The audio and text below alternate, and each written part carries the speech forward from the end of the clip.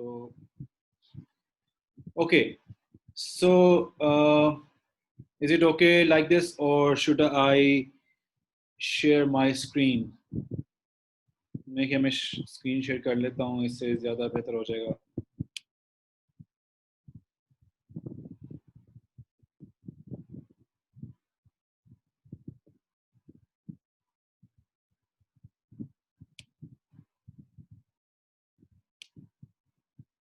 Okay. So now you can share, see my screen as well. और ये recording भी हो रही है. So let's move forward. आज हम जो है वो करेंगे, दूसरा पार्ट शुरू करेंगे. इनफैक्ट पहला टॉपिक स्टार्ट करेंगे इस तरफ के, how to determine the needs, ठीक है, या रिक्वायरमेंट्स ऑफ द प्रोजेक्ट. उसमें सबसे पहली जो चीज़ है कि assessing business requirements. So software development की बात की जाती है तो सॉफ्टवेयर डेवलपमेंट बेसिकली मैंने बताया था, it's a series of steps, ठीक है. रिक्वायरमेंट है, एनालिसिस है, उसका डिज़ाइन है, कोडिंग है, एंड देन टेस्टिंग है. उसके बाद उसकी प्रोडक्शन है जिसमें बैकअप रिकवरी भी होता है. सो ये सब सॉफ्टवेयर डेवलपमेंट जो प्रोसेस है उसका एक हिस्सा है. लेकिन मोस्टली इस पैराडाइम को फॉलो नहीं किया जाता.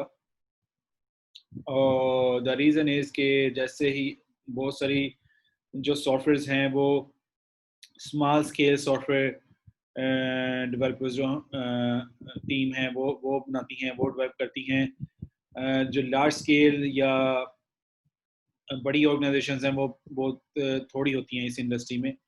क्योंकि इसमें जो रियल एसेट है, आपका रियल जो इन्वेस्टमेंट है वो आपकी ह्यूमन रिसोर्स है. तो दैट्स वाई जो आपकी क्या कहते हैं, आपको कोई और रिसोर्सेज नहीं चाहिए, इसके लिए कोई बिल्डिंग मटेरियल नहीं चाहिए. सो एक्चुअली एक एक जो सॉफ्टवेयर हाउस होता है या कोई ऑर्गेनाइजेशन होती है जो सॉफ्टवेयर डेवलपर की टीम रखती है, तो वो बेसिकली इंडिविजुअल्स को फंड कर रहे होते हैं, ठीक है. सो वो बेसिकली इंडिविजुअल को फंड कर रहे होते हैं, उनकी उनकी ब्रेन को, उनकी इंटेलेक्चुअल प्रॉपर्टी को फंड कर रहे होते हैं. सो होता ये है कि ऐसी बड़ी ऑर्गेनाइजेशंस बहुत कम होती हैं और बहुत सारी organisations, majority of the organisations are of the small scale, और वो जो है तमाम प्रोसेसेस को वैसे फॉलो नहीं करते. मतलब they just gather the requirement and directly go into the development phase और coding phase. So mostly software development जो प्रोसेस है वो उसमें एनालिसिस और डिज़ाइन वाला फेज ही नहीं होता या फॉलो नहीं किया जाता. सो नॉर्मली थ्योरेटिकली देखा जाए तो हमें इससे लगता है, महसूस होता है कि it will cause a lot of problem, because आपने उसका कोई लॉजिकल डिज़ाइन या आर्किटेक्चर नहीं बनाया, आपने उसको उसकी सिस्टम रिक्वायरमेंट नहीं डिज़ाइन की, उसका सिस्टम डिज़ाइन नहीं किया. सो आपने जस्ट रिक्वायरमेंट ली और उसको उन रॉ, और sometimes requirements are very raw, तो उन रॉ रिक्वायरमेंट्स को आपने डायरेक्टली कोड करना शुरू कर दिया, प्रोग्राम लिखना शुरू कर दिया, उसको प्रोडक्ट डेवलप करना शुरू कर दी. सो दैट इज़ प्रॉब्लमेटिक, क्योंकि this is kind of a shortcut. और later stages, when you ignore such things, आप लोगों को ये रियलाइज़ होता है कि आप लोगों को की जो प्रोडक्ट है वो रोबस्ट नहीं है, या इट लैक्स मैनी थिंग्स. वो आपको आइटरेटिवली बार बार यूज़र के साथ इंटरेक्ट करके उस प्रोडक्ट को बेहतर बनाना पड़ता है. So anyways, I guess some more people want to join. Let me allow them. Okay. So basically, so that means developers of a software project, they cannot expect good results if they take a shortcut. So, so what are the some of the you can say recommended actions they should consider, the recommended action, recommended things that they want to, you can say they have to go through. इसमें सबसे important aspect जो है वो user interface का है. तो it does not matter कि किस किस्म की एप्लीकेशन है, इसके पीछे किस किस्म की प्रोग्रामिंग आपने पैराडाइम यूज किया है, चाहे वो स्ट्रक्चर प्रोग्रामिंग है, ऑब्जेक्ट ओरिएंटेड प्रोग्रामिंग है, या या which programming language you have used. So ये इतना मैटर नहीं करता, लेकिन व्हाट मैटर्स इज के यूजर जो है उसके लिए आसानी हो, वो यूजर जो है वो सॉफ्टवेयर में जब नेविगेट करे, उसके डिफरेंट फीचर्स को एक्सप्लोर करे, सो उसको परेशानी ना हो. तो उसमें जो चीज़ सबसे की इम्पोर्टेंस रखती है वो है user interface, that how user is interacting with the software actually. So अगर आपके पास सॉलिड फाउंडेशन नहीं होगी इस लेवल पे, सो आपका सूनर और लेटर आपका जो प्रोजेक्ट है वो कोलैप्स कर जाएगा. सो लेकिन मोस्ट ऑफ टाइम्स जो प्रोग्रामर्स हैं या डेवलपर्स जो हैं वो बहुत थोड़ी एफर्ट इसमें पुट करते हैं, और वो क्विकली जो है वो they actually focus more on the development or of the project rather than user interface itself. जबकि अगर आपके प्रोजेक्ट में कोई एनालिस्ट मौजूद है तो he will always take care of it कि जो सिस्टम डिज़ाइन हो रहा है वो एक तो उस यूज़र की रिक्वायरमेंट के मुताबिक हो, secondly that system should you can say should be interactive, or there is appropriate user interface in the system as well. So second thing which should be which should always be considered is the tools. So normally software systems they are built normally nowadays by using some appropriate tools. जैसे आप Python एक programming language है, जावा एक programming language है, सी एक programming language है, तो लेकिन आपके पास मुख्तलिफ टूल्स हैं जिसके थ्रू आप सॉफ्टवेयर डेवलप कर सकते हैं, और उनमें ये लैंग्वेजेस के कंपाइलर्स और इंटरप्रेटर्स ऑलरेडी मौजूद होते हैं. जैसे आप PyCharm यूज़ करते हैं तो it has a built in Python interpreter, ठीक है. So basically you require appropriate tools for this. So जिसमें ऑलरेडी आपके पास आपकी अंडरस्टैंडिंग हो, आपके पास स्किल्स हो, आपके पास जो प्रॉपर्ली ट्रेन जो पर्सनल हो. So basically selection of tool is also important. और वेरी इम्पोर्टेंट. अगर आप कोई ये इसलिए बात करूँ कि अगर आप कोई बड़ी डिफाइंड किस्म की सॉफ्टवेयर प्रोडक्ट डेवलप कर रहे हैं, जैसा कि मेडिकल से रिलेटेड या बायोलॉजिकल साइंसेस से रिलेटेड, सो दैट मीन्स के you have to consider all aspects of the tool you are using. Specially आपको ये देखना पड़ेगा कि उसमें लाइब्रेरीज मौजूद हैं कि नहीं हैं, ठीक है. जिससे पाइथन की बात करते हैं तो you have to go through the fact that कि आप जो प्रोग्रामिंग लैंग्वेज यूज़ कर रहे हैं, जो आप IDE यूज़ कर रहे हैं, जो डेवलपमेंट एनवायरनमेंट यूज़ कर रहे हैं, that it is compatible with bio python या bio oriented libraries. So choice of good and appropriate tool is also very important in this regard. So और ये आपकी प्रोडक्टिविटी को भी इन्हांस करता है, और आपकी जो फाइनल प्रोडक्ट जो आपकी डेवलप होती है उसको भी सिग्निफिकेंटली बेहतर बनाता है.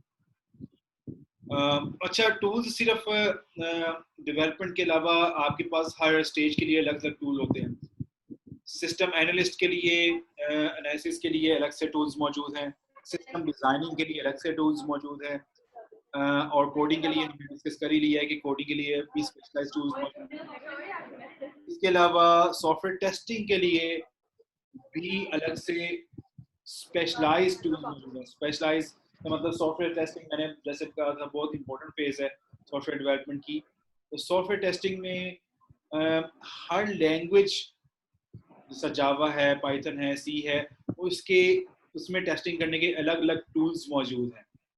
और फिर उसमें आप किस लेवल पे टेस्टिंग कर रहे हैं उसके भी अलग से टूल्स होते हैं।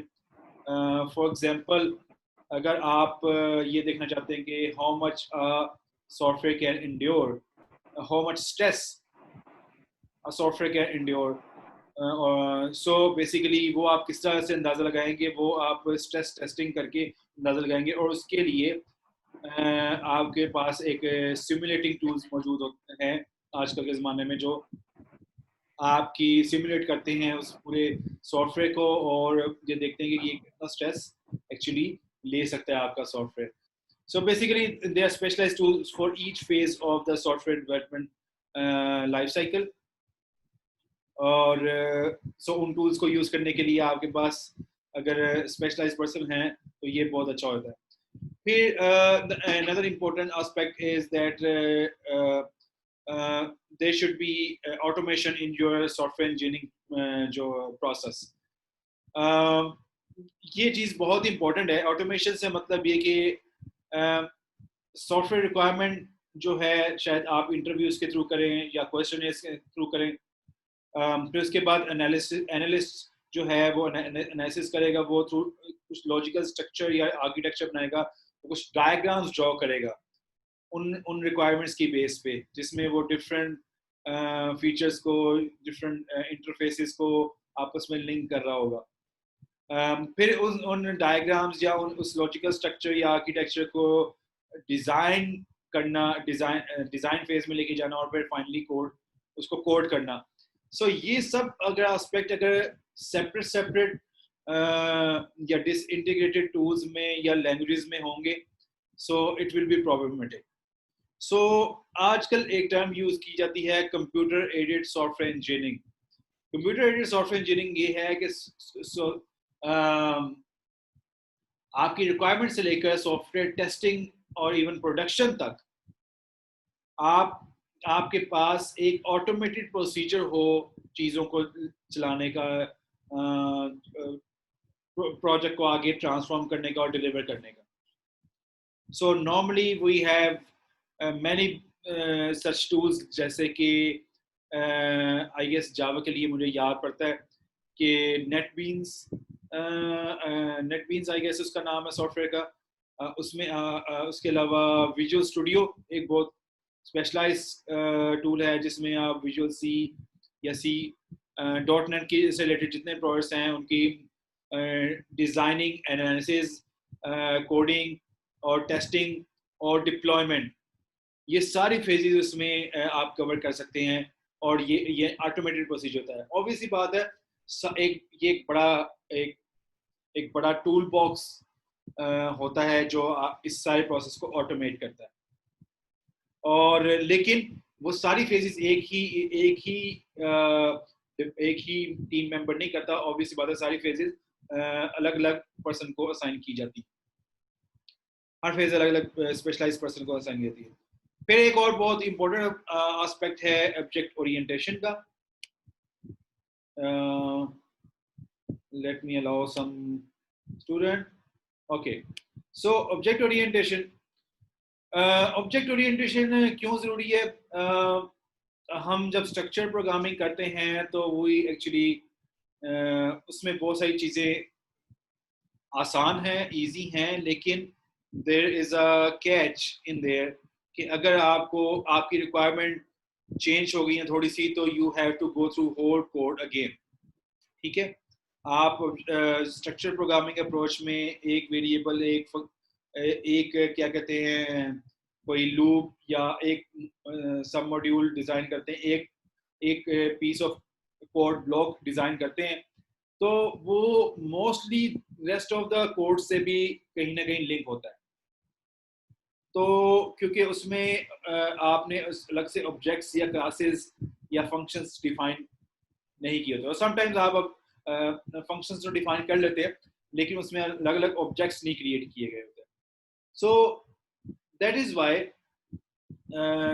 जब हम स्ट्रक्चर प्रोग्रामिंग में की रीयूजेबिलिटी के बारे से बात करते हैं या उसकी मेंटेनेंस के बारे से बात करते हैं कि अगर हमें कोई रिक्वायरमेंट अपडेट करनी पड़ गई है और इसके मुताबिक हमें अपने कोड को, अपने जो डिज़ाइन को चेंज करना पड़ गया, तो we have to go through a lot of process again and again. लेकिन अगर यही चीज़ आपने ऑब्जेक्ट ओरिएंटेड अप्रोच के थ्रू, क्लासेस और ऑब्जेक्ट्स के थ्रू आपने डिज़ाइन की हो, तो यू कैन सी कि अगर आप की रिक्वायरमेंट चेंज होती है तो आप उस रिक्वायरमेंट को मैप कर लेते हैं कि it will go into which classes and objects, और आप सिर्फ पर्टिकुलरली उस क्लासेस ऑब्जेक्ट्स या उनके फंक्शंस को ही मॉडिफाई करते हैं। So you can say future use के लिए मेंटेनेंस के हवाले से बात की जाए, रीयूजेबिलिटी के हवाले से बात की जाए, सो ये सब कुछ ज़हन में रखें तो object orientation is the best approach to construct the software projects. So इसमें जो एक बड़ी इंटरेस्टिंग बात है कि जब आप कोई सॉफ्टवेयर डेवलपमेंट प्रोजेक्ट आपके पास होता है तो you have deadlines to meet. कोई अगर आप एक अच्छी ऑर्गेनाइजेशन है और आपको एक बहुत अच्छा ऑर्डर मिलता है कहीं से कि कोई एक प्रोडक्ट बनाने का, so normally you have fix time period like 6 months और मे बी 4 months और 3 months। So in that case, और उस 3 months में आपने उसकी रिक्वायरमेंट जितनी भी यूजर की रिक्वायरमेंट्स हैं उसको मीट करना है और उसको in the form of final product जो है वो आपने डिलीवर भी करना है। सो अगर आप सारे फेजेस को मद्देनजर रखें जिसमें एनालिसिस है, डिज़ाइन है, डेवलपमेंट है, कोडिंग है और फिर टेस्टिंग है, तो यू कैन सी कि इसमें से बहुत सारे जो फेजेस हैं वो पैरेलल में चला रहे होते हैं आप, और वो बार बार आइटरेटिवली अपडेट भी हो रहे होते हैं। सो इन दैट केस अगर टाइम सेविंग या कॉस्ट इफेक्टिवनेस के लिहाज से बात की जाए तो you can only survive if you construct the project on the basis of object orientation। क्योंकि जब आपको बार बार आपने जैसे ही एनालिसिस शुरू किया तो साथ ही आपने जो है प्रोडक्ट डेवलपमेंट का भी आगाज कर दिया, प्रोजेक्ट टेस्टिंग का भी आगाज कर दिया। तो जैसे जैसे उसमें रिक्वायरमेंट की इंटीग्रेशन होती जाएगी एनालिसिस में, डिज़ाइन में, टेस्टिंग में, तो वैसे वैसे आप लोग क्या करेंगे, हम लोग उसको फाइनल प्रोडक्ट को अपडेट करते जाएंगे, और वो अपडेट उसी सूरत में इजीली हो सकेगा जब आपकी पास क्लासेस या ऑब्जेक्ट्स बने हो, जब आपके पास लॉजिकल डिज़ाइन बनाया हो, जो बनाया एनालिस्ट ने, उसको आप in the form of classes objects लेकर चलें। So that's why it is also important कि स्ट्रक्चर प्रोग्रामिंग में आपके लिए फिर इसको मीट करना, you will be doing it for ever, ठीक है, you will not be able to complete it in time। So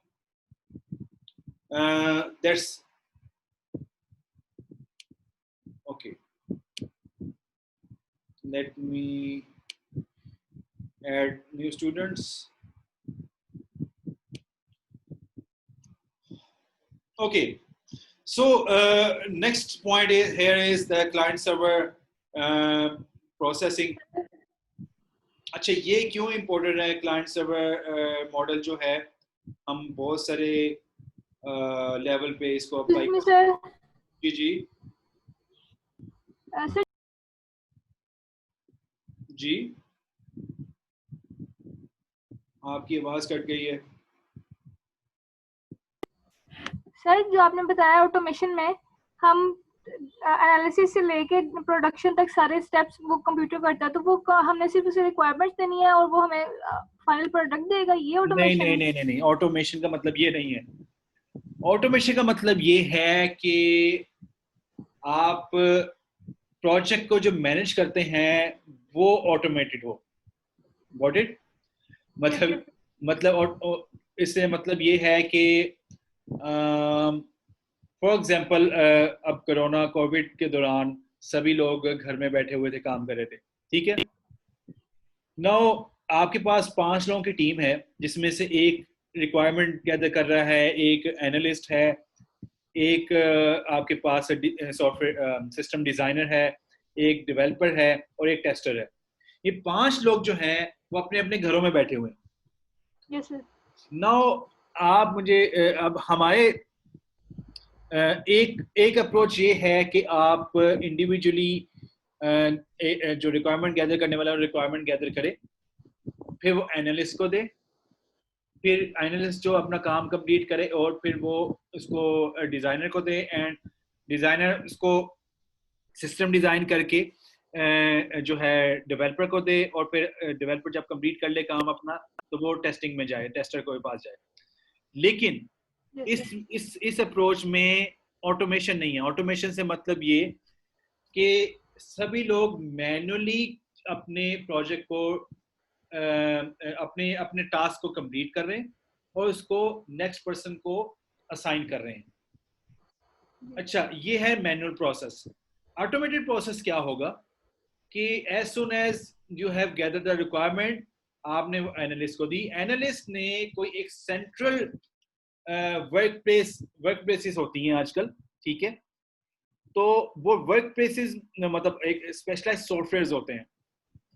आप जैसे ही वो प्रोजेक्ट मैनेजमेंट के सॉफ्टवेयर होते हैं बेसिकली, आप जैसे ही उसमें अपना टास्क मतलब आपके जिम्मे अगर 10 टास्क हैं, सिस्टम एनालिस्ट के जिम्मे फॉर एग्जांपल उसने 10 टास्क करने हैं कंप्लीट, तो वो फर्स्ट टास्क कंप्लीट करता है तो वो सिस्टम में शो हो रहा होता है, हो जाता है कि okay he has completed first task, और ये उससे रिलेटेड फाइल्स हैं, ठीक है, डायग्राम्स हैं, ये लॉजिकल आर्किटेक्चर है। तो वो first task is available for the system designer, and ठीक है, साथ ही वो अपना काम शुरू कर देगा। हाँ बिल्कुल। अब ये सारा प्रोसेस ऑटोमेटेड है, ठीक है। जैसे जैसे आप टास्क कंप्लीट करते जाएंगे वैसे वैसे जो नेक्स्ट टीम मेंबर्स हैं वो अब मसलन डिजाइनर ने या डेवलपर ने जो फर्स्ट टास्क है उसका मॉड्यूल डिजाइन भी कर लिया और डेवलप भी कर लिया, तो जो सॉफ्टवेयर टेस्टिंग वाला पर्सन है वो साथ ही उसको टेस्टिंग करना स्टार्ट कर देगा। Got it? सो बेसिकली ये वर्क प्लेसेस होती हैं जो आप कह सकते हैं इसे डिस्ट्रीब्यूटेड सॉफ्टवेयर डेवलपमेंट इसे बेसिकली कहते हैं, या इसे ग्लोबल सॉफ्टवेयर डेवलपमेंट भी कहते हैं। ग्लोबल सॉफ्टवेयर डेवलपमेंट या डिस्ट्रीब्यूटेड सॉफ्टवेयर डेवलपमेंट। तो डिस्ट्रीब्यूटेड या ग्लोबल सॉफ्टवेयर डेवलपमेंट में आपको एक जगह होना जरूरी नहीं है। आपने अक्सर सुना होगा कि कोई कंपनी अमेरिका में है और उन्होंने अपना जो सॉफ्टवेयर है पाकिस्तान से बनवाया, पाकिस्तान में किसी सॉफ्टवेयर हाउस से बनवाया, किसी डेवलपर से बनवाया, ठीक है, ऐसा सुना होगा ना। तो वो कैसे होता है? बेसिकली उनके पास एक सेंट्रल वर्क प्लेस काइंड का टाइप का सॉफ्टवेयर होता है, वो बड़े स्पेशलाइज्ड सॉफ्टवेयर होते हैं जिसमें तमाम लोगों को रोल असाइन कर दिए जाते हैं उस प्रोजेक्ट, एक पर्टिकुलर प्रोजेक्ट के, ठीक है। तो जैसे जैसे कोई शख्स अपने टास्क कंप्लीट करता रहता है वो नेक्स्ट पर्सन जो है उसको शो होना शुरू होता है कि okay this work is available for you, and so in the end जब सारे टास्क सब लोग कंप्लीट कर लेते हैं तो ऊपर टॉप लेवल पे एक प्रोजेक्ट मैनेजर बैठा होता है, और वो प्रोजेक्ट मैनेजर जो है बेसिकली उस सारे प्रोजेक्ट को कंपाइल करके क्लाइंट को डिलीवर करता है कि your product is ready and it is tested and it is developed, so here is your product. So basically ये सारा टास्क ये इसे कहते हैं ऑटोमेटेड प्रोसीजर। सो ऑटोमेशन से मतलब ये नहीं है कि वो सॉफ्टवेयर अपने वो खुद बना रहा है, ऐसी कोई बात नहीं है, ठीक है। सो ऑटो अच्छा, जहाँ एक इम्पोर्टेंट बात यहाँ पे बताता चलो, आप कंप्यूटर साइंस के हवाले से या आईटी के हवाले से जब भी ऑटोमेशन का लफ्ज यूज करते हैं, ठीक है, कोई चीज ऑटोमेट हो गई, तो इसका मतलब ये नहीं होता कि इसमें ह्यूमन इंटरवेंशन बिल्कुल खत्म हो गई है। ठीक है, आप अपनी लाइफ में मुझे अब कोई एग्जांपल याद नहीं आ रही कि हमारे पास कोई ऑटोमेटेड कोई हो गाड़ी, हाँ मतलब ऑटोमेटेड कार्स कार्स हैं, ठीक है। ऑटोमेटेड कार्स, अब मतलब बहुत सारे ऑटोमेटेड कार्स से मतलब है कि उनका गियर बॉक्स ऑटोमेटेड होता है, आप जस्ट उसको ड्राइव मोड में कर देते हैं और you don't have to shift the gear each time. Normally अगर आप कार्स देखते हैं तो उसमें फर्स्ट गियर होता है, सेकंड गियर होता है, थर्ड होता है, फोर्थ होता है और फिफ्थ होता है, ठीक है। लेकिन ऑटोमेटेड कार्स में आपके पास सिर्फ आपने एक लीवर होता है, उसको ड्राइव पे मोड पे कर देना, कार खुद ब खुद उसको गियर को शिफ्ट करेगी अकॉर्डिंग टू स्पीड। ये उसमें प्री फिक्स होता है। अब इसमें इंपॉर्टेंट बात यह है कि अगर आपने स्टॉप करना है, अगर आपने रिवर्स करना है, स्टिल आपके ह्यूमन की रिक्वायरमेंट जरूरी है। ऑटोमेटेड कार का मतलब ये मतलब नहीं है कि कार खुद ब खुद ड्राइव भी हो रही है, कार खुद ब खुद अपने जो है ना इशारे पे भी स्टॉप हो रही है और वो खुद ब खुद रिवर्स भी हो रही है, इसका ये मतलब नहीं है। सो हम यानी एक पार्ट ऑफ प्रोसेस को हम ऑटोमेट करते हैं बेसिकली। फुली ऑटोमेटेड शायद रोबोट्स ही हो सकते हैं आई गेस, लेकिन और जो जिसमें आर्टिफिशियल इंटेलिजेंस भी बड़ी इस्तेमाल करनी पड़ सकती है आपको। लेकिन वैसे ऑटोमेशन जो भी है, जैसा आपके पास ऑटोमेशन की एक बहुत मजे की एग्जांपल मेरे जहन में आ रही है, वो है माइक्रोवेव ओवन। आप माइक्रोवेव में जब गर्म करते हैं चीज, तो आप जस्ट स्विच ऑन करते हैं और 30 सेकेंड्स या 1 मिनट जो है वो प्रेस कर देते हैं। सो आप इंस्ट्रक्शन फिर भी देते हैं, उसे कमांड फिर भी देते हैं कि ये करो, डीफ्रोस्ट करो, 30 मिनट्स के लिए हीट अप करो। अब अंदर उसकी जो इग्निशन हो रही है या माइक्रोवेव से जनरेट हो रही है, वो उस इंस्ट्रक्शंस की बेस पे आगे वो जनरेट करता है। So this is automation basically of the process. Got it?